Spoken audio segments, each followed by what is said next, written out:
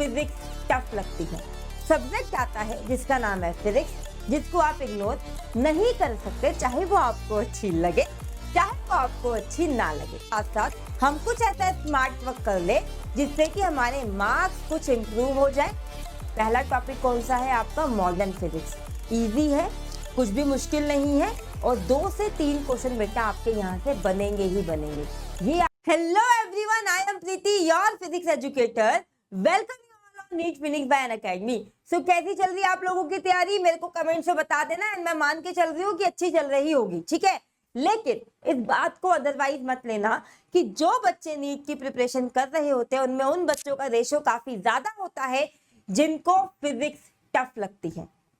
लेकिन अगर आपने नीट को क्लियर करने का सोच लिया है कि हाँ आपको एमबीबीएस करनी है, तो आपको पता है उसको क्रैक करने के लिए, नीट के पेपर को क्रैक करने के लिए आपके पास एक सब्जेक्ट आता है जिसका नाम है फिजिक्स, जिसको आप इग्नोर नहीं कर सकते, चाहे वो आपको अच्छी लगे चाहे वो आपको अच्छी ना लगे, तो करनी तो होगी। तो हम कुछ ऐसा क्यों ना करें कि भाई हमारे हार्ड वर्क के साथ साथ हम कुछ ऐसा स्मार्ट वर्क कर ले जिससे कि हमारे मार्क्स कुछ इंप्रूव हो जाए। लेट्स सपोज अगर मॉक टेस्ट में हमारे मार्क्स आते हैं 120 और अगर कुछ ऐसे चैप्टर्स को अच्छे से कर लिया जाए और कहीं ना कहीं वो मार्क्स आपके जंप करके पहुंच जाए 140, तो बेटा आज मैं आपके सामने उन्हीं सारे चैप्टर्स की लिस्ट बताने वाली हूँ या फिर टॉपिक्स बताने वाली हूँ जिनको आपको डू एंड डाई में करना है, मतलब जिसको किए बिना आपको पेपर में नहीं जाना है बिल्कुल भी, ठीक है। अब आप पूछेंगे कि मैम ये कौन से बच्चों के लिए, ये ड्रॉपर के लिए या फिर क्लास 12th के लिए है? देखो क्लास 11th के लिए तो बच्चा मैं ये कहूंगी कि अभी आप रुक जाओ, अभी आपका जैसे पेस में चल रहा है उसी पेस में आप तैयारी करो। लेकिन क्लास 12th बच्चों के लिए मेरी बात ध्यान से सुनना, जो बच्चे क्लास 12th में और इस वीडियो को देख रहे हैं। क्लास 12th में बच्चा अभी आपका इतना सिलेबस नहीं हुआ होगा अगर आप आज की डेट में देखते हो, ठीक है। लेकिन जो टॉपिक्स मैं बच्चे आपको आज यहाँ पे बताऊंगी उन टॉपिक्स को आप साइमल्टेनियसली करने की कोशिश करो, ठीक है। बहुत इजी है, खुद से कोशिश करो। कुछ नहीं समझ में आता है तो उसके लिए कुछ रेफरेंसेस ले लो, वहां से उसको समझने की कोशिश करो। लेकिन आप 12th में हो और अगर आपको 2025 में नीट के एग्जाम में बैठना है तो कोशिश करो इसको साथ के साथ इन चैप्टर्स को खत्म करते हुए चलो, ठीक है। अच्छा, और जो ड्रॉपर बच्चा है, ठीक है, उसके लिए क्या है भाई? उसको तो एक चीज पता ही है, आप लोगों को तो एक चीज पता ही है क्योंकि आपने ड्रॉप लिया है, आपने कहीं ना कहीं इन चैप्टर्स को देखा है, इन चैप्टर्स के बारे में कुछ ना कुछ आपको पता है, तो कहीं ना कहीं बेटा आपको ये इजी लगेगा कि आपको ये समझ में आ जाएगा कि हाँ मेरे को ये chapter with in a month, with in a 2 month मुझे कंप्लीट करके इनके क्वेश्चंस को अच्छे से प्रैक्टिस करना है, क्योंकि कहीं ना कहीं बेटा यहाँ से आपके क्वेश्चन आते ही आते हैं। पहला टॉपिक कौन सा है आपका? Modern physics. इजी है, कुछ भी मुश्किल नहीं है और 2 से 3 क्वेश्चन बेटा आपके यहाँ से बनेंगे ही बनेंगे। ये आपका मोस्ट इंपॉर्टेंट टॉपिक रहता है। अगर बच्चे मैं आपके सामने किसकी बात करूं बच्चे, अगर मेरे प्यारे बच्चे मैं आपसे फिजिक्स के बारे में बात करूंगी तो मॉडर्न फिजिक्स कोशिश करो ये 12th एंड ड्रॉपर बच्चा दोनों एक साथ अपना साइमल्टेनियसली करते रहो। जो टॉपिक चल रहा है, जो आपका दिन में टाइम बच जाता है, कोशिश करो फिजिक्स के इन टॉपिक्स को खत्म करो, ठीक है। उसके बाद क्या आता है भाई? उसके बाद आता है फोटोइलेक्ट्रिक इफेक्ट। पता है एक क्वेश्चन आपका बनेगा ही बनेगा। उसके बाद बच्चे आपका आता है सेमीकंडक्टर, जिसके अंदर आप क्या करोगे? Logic gates. एक क्वेश्चन हमेशा आता ही आता है, ठीक है। फिर बच्चे आपका आ गया ट्रांजिस्टर, फिर बच्चे आपका आ गया रेक्टिफायर, फिर आपका आ गया एम्पलीफायर। इन सबको आपको देखना है अच्छे से, इनके न्यूमेरिकल्स को प्रैक्टिस करना है। आपको कोशिश ये करनी है बच्चे कि आप इजी और जहां से हाई स्कोरिंग, जहां से आप अच्छा स्कोर कर सकते हो और इजी चैप्टर को जहां से क्वेश्चन आते ही आते हैं उन चैप्टर्स को बच्चा पहले कंप्लीट करो, ठीक है। मॉडर्न फिजिक्स के बाद बच्चे एक चीज आपको पता है कि इलेक्ट्रोमैग्नेटिक वेव्स, 1 से 2 क्वेश्चन मेरे प्यारे बच्चे यहाँ से आपका बनेगा ही बनेगा। एटम एंड न्यूक्लियाई, ये भी बच्चा मॉडर्न फिजिक्स का ही पार्ट है, ये भी अपने आप में बहुत इंपॉर्टेंट चैप्टर है। यहाँ से 2 क्वेश्चन बच्चे आपके आते ही आते हैं, ठीक है। उसके बाद यूनिट एंड मेजरमेंट, यहाँ से 1 से 2 क्वेश्चन बच्चे आपके पक्के होते हैं।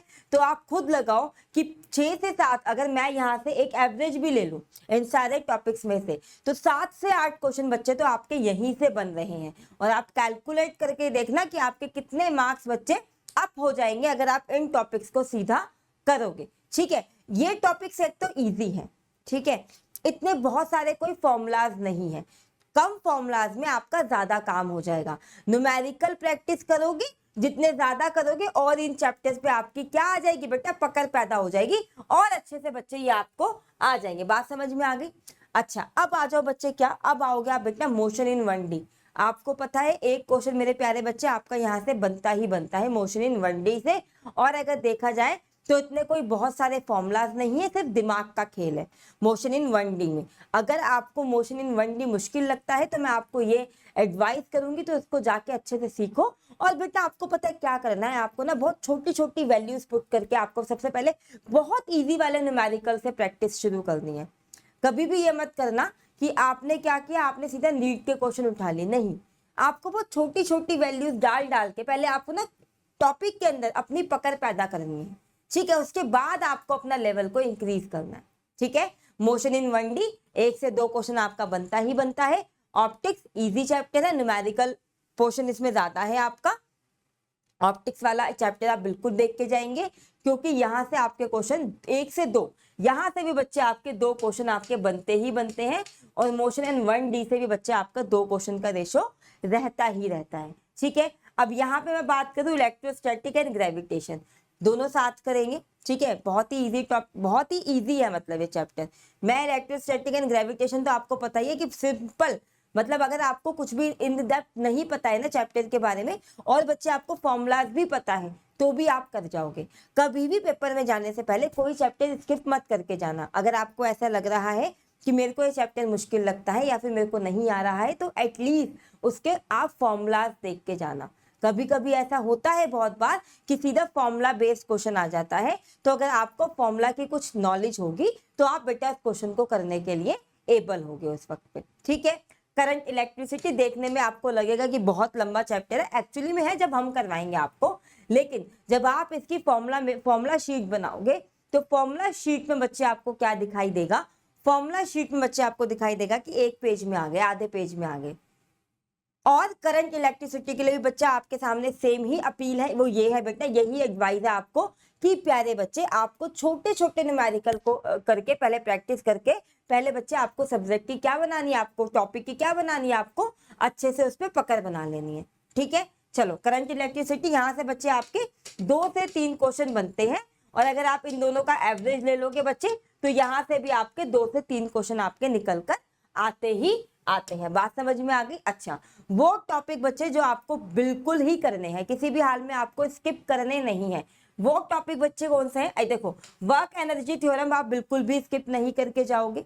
ठीक है, फ्रिक्शन वाला पार्ट हो गया, कैपेसिटर एंड डाइलेक्ट्रिक वाला पार्ट हो गया बच्चे, टॉर्क हो गया, मोमेंट ऑफ इनर्शिया हो गया, फैराडे लॉज हो गया, लेंज लॉ हो गया, ये सारे टॉपिक्स बच्चे आपको अच्छे से कवर कर लेने हैं। बात क्लियर हो गई ये वाली? ठीक है भाई, समझ में आ गई चीजें? चलो, तो आई होप कि आपको बच्चे ये समझ में आ गया है कि आपको कौन से टॉपिक्स को पहले करना है जिन्हें करके आप एक अच्छा स्कोर ले सकते हो। तो मिलते हैं हम अपने अगले सेशन में। Thank you so much, bye bye, take care, eat healthy and stay healthy.